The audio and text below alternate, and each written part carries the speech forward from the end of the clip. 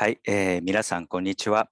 Hello everyone、今回のサイアフディレクターズラウンジは全編英語でお届けします。So I would like to switch my language from Japanese to English because today's episode is presented in English. サイアフディレクターズラウンジ。Once again, hello everyone.I'm Ogawa, Director of SIAF 2024, Sapporo International Art Festival. SIAF for short is a triennale art event held in Sapporo, Japan, which showcases the latest contemporary forms of artistic expression from around the world. In this podcast series, we invite a guest from a field that differs in each time and talk about the future.which is a key word for SIAF 2024.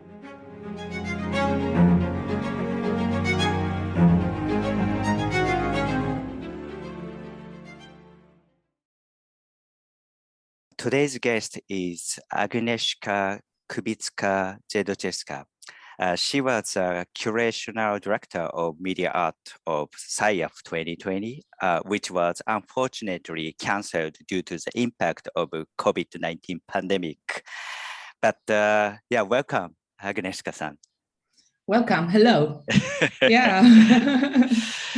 So I think many SIAF fans know you, but maybe I think it's nice to introduce yourself. So would you introduce yourself and also talk about what you have been up to after SIAF 2020? I want to know your latest information as well. Yeah, it's of course a pleasure to welcome the SIAF fans in Sapporo. I know there are many. I had the pleasure to meet them, but also like art interested people in Hokkaido and Japan. Of course, it's also nice to see my dearest friends and colleagues from the SIAF team. I had the pleasure to work together with them. My professional expertise is both. I'm a media art curator, but also manager of cultural artistic events. And I've been working in the field of media art since more tn 20 years. My home base is the Polish city of Wrocław, where there is a media art biennale and a related art center. And it's my home. I've been actively involved in many projects organized by this pioneering collective since mid-90s. So since I'm connected to an institution, maybe it's nice to explain why and how it happened that I curated the media art part for SIAF 2020. It's because I've been also involved in a range of freelance projects next to working with the WRO collective. So SIAF 2020 was exactly this special freelance project and a very special pandemic edition. It was an experiment for sure. And after I had completed this mission in Sapporo, it was April 2021, I've come back to Wrocław, where just in May, the Media Art Biennale WRO started. And for this project, I curated two exhibitions with Dutch artists and with Finnish artists.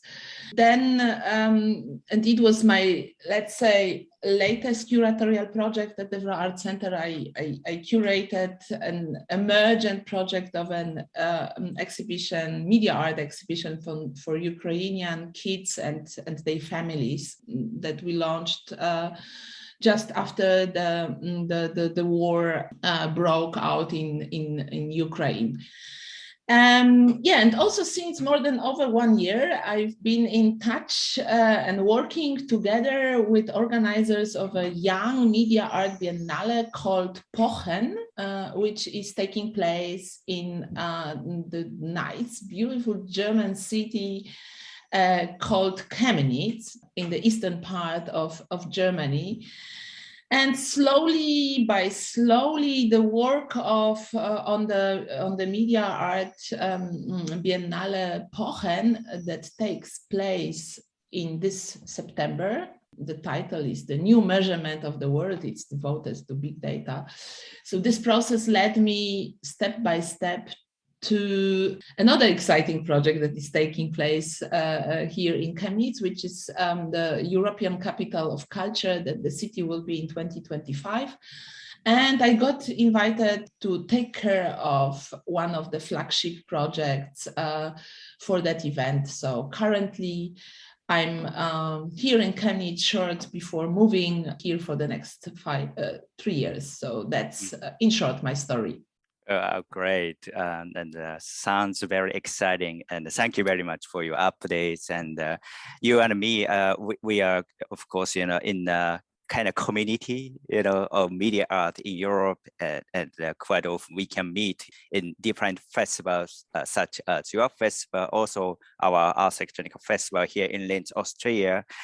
And so I'm very happy, to deepen the idea of also SIAF and also the role of media art also here in Japan.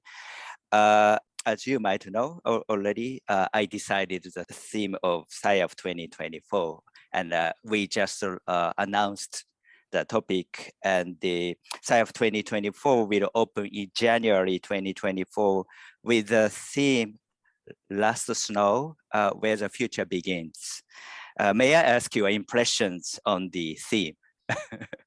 Yeah, I do it gladly because I'm really happy about this theme. I feel very satisfied that you take on with SIAF 2024 some issues and strategies that I could propose for the previous edition, but also I think that the title, the theme, the main theme, the last snow, and the sub-theme, they both connect to topics addressed by also the first two guest directors, Riichi Sakamoto-san and Tomoyoshi Hide-san. And these main topics, it's like a meta topic for the SIAF Art Triennale in Sapporo. It's for sure the coexistence with nature, I would say, in a mediatized urban environment. And of course, your theme also asks the role of the community and also art in a way as a vehicle of ideas and art as an experimental working environment. So the theme, Last Snow, along with its again superb Ainu version, I love this new Ainu word conceived by my own Kiki-san, these words like really connect to the deep history of Hokkaido and Sapporo, to the knowledge and experience and wisdom of the First Nation in Sapporo, the Ainu people, but brings it to the future. So I think that this last snow topic like really connects lots of issues in a very soft yet powerful way. So it's a kind of continuation, but a new opening. The theme also reflects the past and the future, of course, and sets up an exciting environment for considering these issues, reflecting them, critically looking at them. Yeah, great. Yeah, thank you very much for your super great interpretations of the idea together with the context of the entire SIAF development. Honestly, I was also inspired from your ideas of the theme 2020 of roots and clouds, dealing with the topic of Anthropocene and, so our new challenges. Then what I thought was after the experiences of pandemic and also in a way we are living in the continuous, kind of crisis, including the climate, changes. What should we do now? And I wanted to utilize the festival as a chance, in a way, chance for everyone to, initiate something for the future.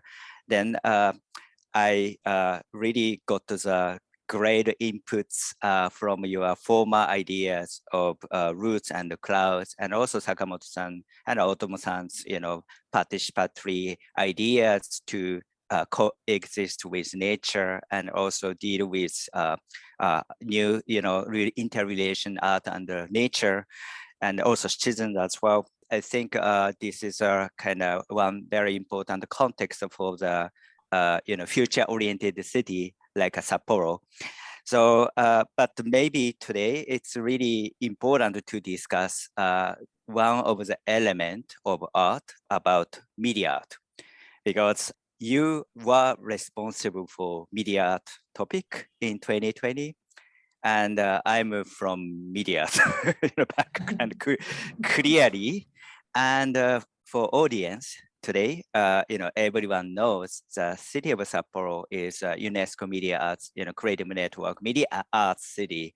So, but maybe for some people, not maybe some, quite many people might not know well about what media art is. So I would like to, ask you, of course, there are many discussions, many ideas about media arts, though, but I'm very happy to hear from you about your idea on media art. Thank you, Hide-san, for asking this question. Is one of my favorite and frequently asked in Sapporo during my service as a curatorial director of media art. But I think it's super important to reconsider this question, to ask this question every once in a while, especially since the technological development is so immense, so huge that we can't really match with that, and we should every time in a while ask ourselves, what is the role of technology? How do we interact with it in our daily lives? And for me, media art, in first place, is a kind of historical term, or a term for which history and context of its existence historical existence is very important to understand, because media art started, like some say, well over half a century ago, with a super critical yet creative approach to media technology, and of course also its societal implications. So media artists always critically asked what can we do with technology, what it does for societies, and how can we better not only understand it but also shape it. So of course we may ask ourselves, why do we still speak of media art where we live in those extremely mediatized and technology dependent times? So in a way, media has disappeared, seems to not to be so relevant. It's just like air. We are using it, we're breathing it, but we don't ask ourselves every time, we take a breath, what is air? It is there. So in a way, media technology has disappeared. So we can say that we live now, or some say, in a post-media art or post-media times. So these post-media creative strategies are there. So artists just simply use the media technology and technological tools without this critical approach. But I think that, and this is maybe right for the broad art field, like for the mainstream contemporary art. In so many museums, we see media art pieces or pieces created with technological tools, but they are placed there in the context of this mainstream contemporary art. But I think, and for me, it's really important to highlight these historical roots of media art, really to not to understand this critical approach, this DIY spirit that was and still is very important for media artists. They create their own tools to create pieces, artworks that have never existed before, and maybe they will only exist for a short time because media art is also obsolete. But just to keep the record of this critical approach in that term media art, I think it's still important to let's say to have this specialized field within the broader art field, the field called media art, media arto. Absolutely. And to me, of course, I'm every day working for this domain in Ars Electronica, and Ars Electronica has Museum of the Future Ars Electronica Center, which is an educational center to bring such media art to the public audience. But why? Because media art can be represent the future and also critical thinking that everyone should know. You know, for instance, like many media technologies are into our life, and you are all, you know, smartphones and everything is on the other hand capturing your daily behaviors. How are you coexisting with such surveillance, you know, kind of systems, and how to humanize those media technology in our daily, you know, usage, or thinking about media as broad senses, like biotechnologies, you know, DNA can be considered as media, or robotics, AI, and all, you know, advanced technologies can be considered as media. So this case, I think artists are in a way future citizens, especially media artists are future citizens who can just be a little bit front and forwarded thinking and future thinking to bring their findings, artistic exploration result to the public audience. So I think this kind of process is very much necessary in our time, don't you think? Because, you know, in our uncertain society and also rapid technological development, I think the art, such media art can be in a way artistic journalism, and also a catalyst, and also you know, giving such people new kind of compass. You know, the compass is not just one single compass. Compasses, you know, can be created for each participant. I think in this case, media art is very relevant in a way future literacies. You know, in our time. What do you think, Agnieszka? Wow, Hida, son, you didn't left me much space for answer. That was a great set of questions and a great set of comments, partially answering these questions. But yeah, I fully agree that you know, media artists are especially capable of dealing with future things, or even they are co-shaping the future. If you think of a data glove, that is maybe not a very popular interface, but still it is being used for saving human lives, for surgical operations and stuff like this. It was created by a media artist and media theoretician, Jaron Lanier, already so many years ago. It's a little example only how art and artists can humanize this realm of our life, of our existence, that can be dystopian too, and is dystopian already in some aspects. You mentioned the surveillance technology. You mentioned we can also, elaborate more upon this issue. It's an issue of control of your traces that you leave during like every single day only by using your smartphone. So there's a big question, who decides that it is like that. Apparently now we live for sure in a time of big and quick changes. They are in many cases not visible to us.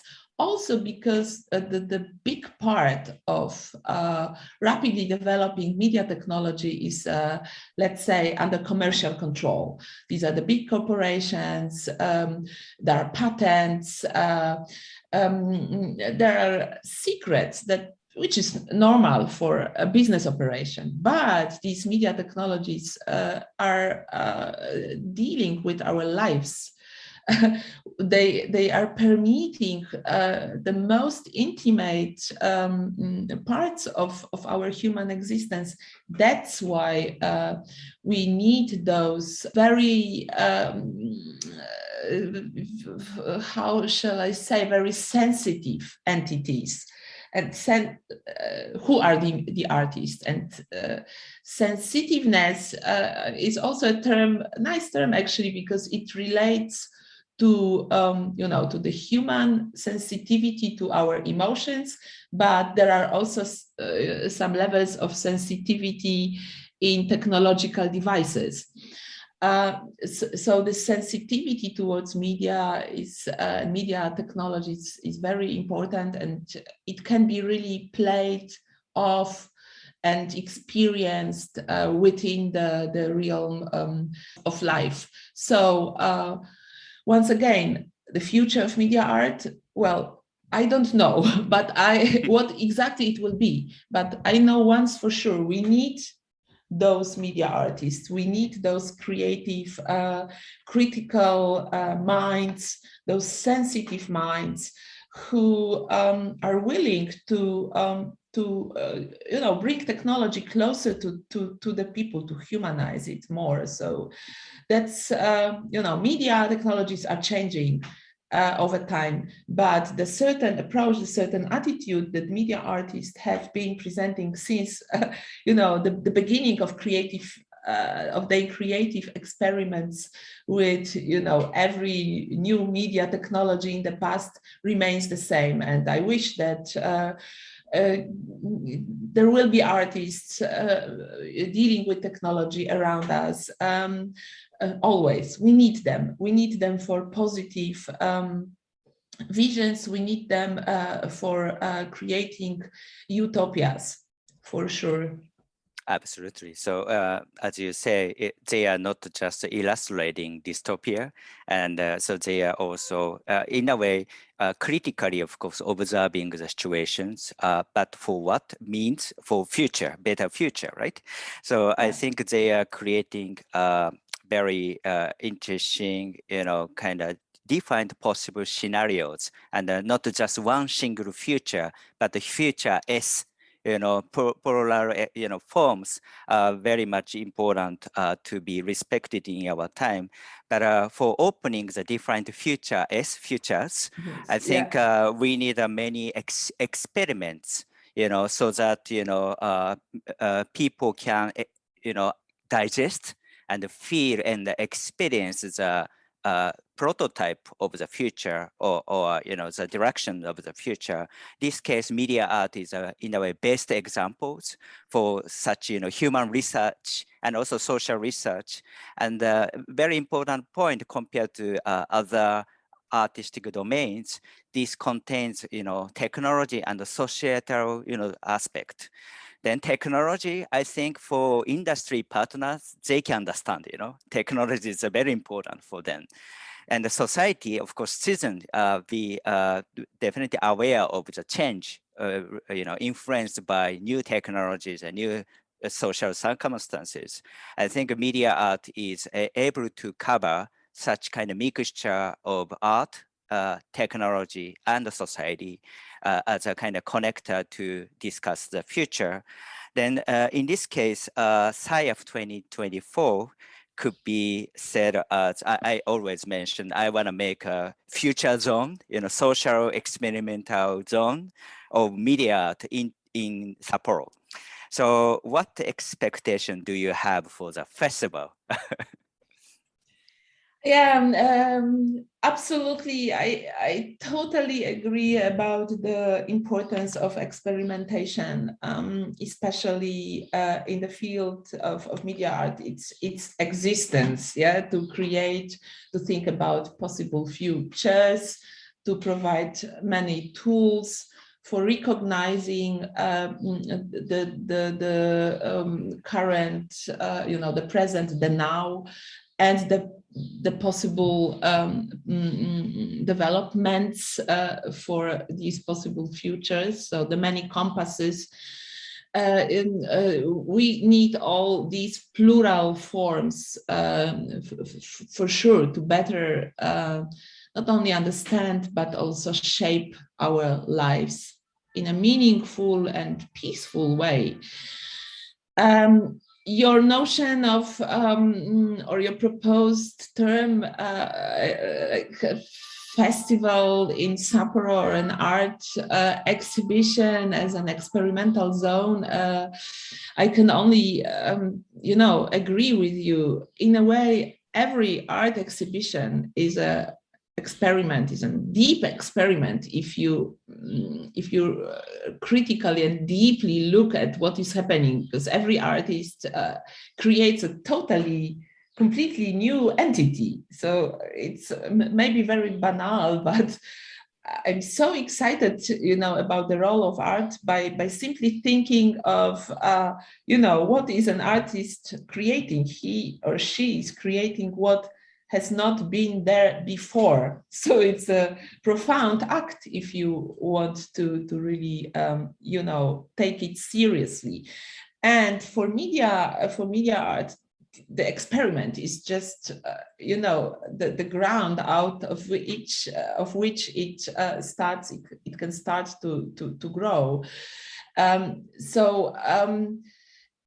Of course, also the word experiment means, like in a classical sense, you have a set of principles and devices, and there is an input and output, and the output should be always the same if you want to prove some scientific thesis.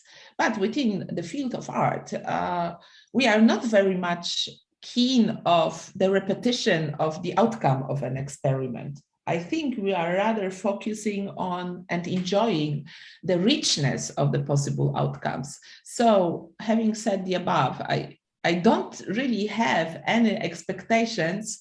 I'm only looking forward to see the varied experiments, the diverse actions, the many critical creative approaches that will all make up this exciting zone for experimentation in Sapporo in 2024. So it's a very humble, very simple term, this experimental temporary experimental zone as a description for an art festival, but it's so true, and we shouldn't forget about this experimental role of art and its ability to open up completely new areas or new perspectives of looking at phenomena from our everyday life. I'm just very, very much looking forward to be part of this experiment somehow. Yeah, for sure. Yeah, so of course I'm very happy to have you into the experiment, but I'm very happy to co-create some experiments together with you as well, because as we introduced today at the beginning, unfortunately the former festival was not happened, But looking back the history of SIAF, from Ryuichi Sakamoto-san till me now, so we are kind of handing the, wish and also hopes to the next persons one by one, carefully. Then so now I'm executing these tasks for the future zone and future experimental zone. So finally, I would like to ask you if you have any ideas to collaborate with SIAF 2024, or if you have any future works that you'd like to work for together with us. Oh, definitely. We had some big plans to develop some new artworks. Of course, next to showing existing ones and adapting them to the site-specific setting in Sapporo. But of course, these new productions couldn't be realized. We had to stop concept development at a certain point. But there is one work that I'm so happy that it could be. It could be realized, produced in Sapporo, and it actually refers so nicely, connects to the theme proposed by you. And it's the Yukikaki Research Station by Niklas Roy and Kati Hyppa. The artists envisioned, the situation of last snow, the lack of snow, the environmental changes, and proposed kind of weather measurement station made out of repurposed snow shovels, the Yukikakis. So I hope very much that the work is still in Sapporo.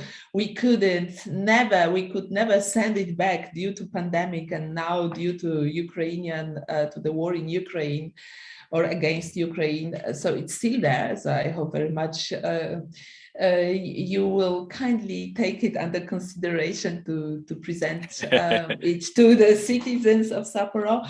But of course, I gladly share, with you the process of further developing some new works that we commissioned for SIAF. And of course, any reference, any idea that will come to my mind for this beautiful topic, that I want to say it also once again from my side. I see it as a logical, natural continuation also of my curatorial approach. So I'll gladly share it with you. I'm also, very excited about your continuation of the art mediation program, and the art mediation as such, as a strategy to utilize this field, this experimental field that arouses around an artwork, the artist and the audience. So just tell me, and I'm in. Yeah, super. I'm a big supporter of SIAF, and I developed a certain love for the city of Sapporo, and I gladly reconnect with them via art if I only can. Yeah. So anyway, good luck, Hide-san. Yeah. Yes, thank you. Yeah, as you say, you did also many researches on the snow, because your festival was also planned in winter compared to past 2 festivals. And to me, again, snow is media. Snow can be considered as media. So this case, okay, last snow, just translate last media. Last media, and you can replace the part of media to be whatever.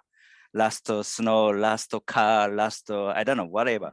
Yeah. So I think so. The point is, what can we do? What can we do for the future by utilizing this, moment to enjoy such media falling from the sky? So I think in this way, I'm very glad that we have these deep connections beyond the different times of the festival, 2020 and 2024. In 2020, the snow was there, and 2024 as should be, I hope. But for the future, I'm so excited to continue to collaborate for talking and envisioning the future together. So thank you very much. Today's guest was Agnieszka Kubicka-Dzieduszycka san. Thank you, Agnieszka. Thank you so much, Hide-san. It was a pleasure to talking to you and to the audiences in Sapporo and beyond. Good luck with the festival.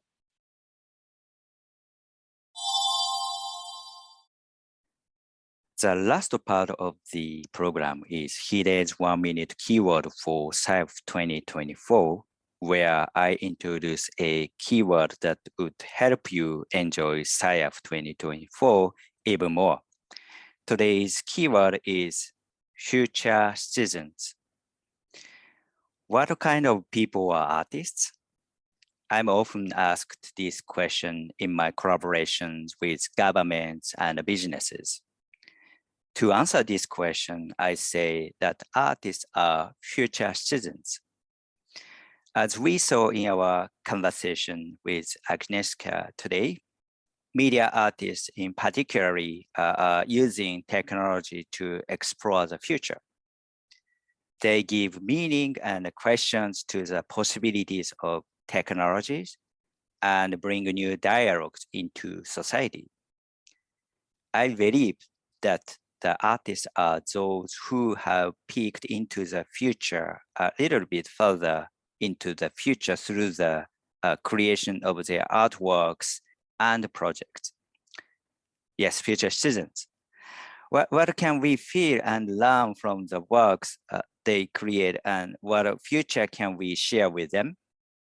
I hope that SIAF 2024 will be an experimental zone where these future citizens can gather.